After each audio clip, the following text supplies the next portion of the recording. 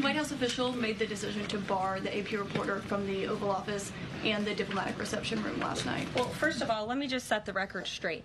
It is a privilege to cover this White House. It's a privilege to be the White House press secretary. And nobody has the right to go into the Oval Office and ask the President of the United States questions. That's an invitation that is given.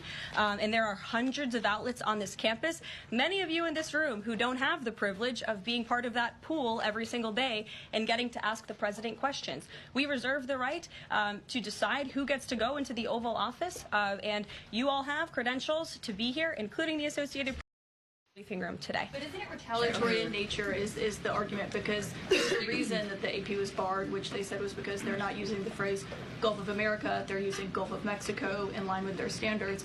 And so the question here is this setting a precedent that this White House will retaliate against reporters who don't use the language that you guys believe reporters should use? And how does that align with the First Amendment commitment that you were just talking about? I was very upfront in my briefing on day one that if we feel that there are lies being pushed by outlets in this room, we are going to hold those lies accountable. And it is a fact that the body of water off the coast of Louisiana is called the Gulf of America. And I'm not sure why news outlets don't want to call it that, but that is what it is. The Secretary of Interior has made that the official designation in the geographical identification name server. And Apple has recognized that. Google has recognized that. Pretty much every other outlet in this room has recognized that body of water as the Gulf of America. And it's very important to this administration that we get that right, not just for people here at home, but also for the rest of the world.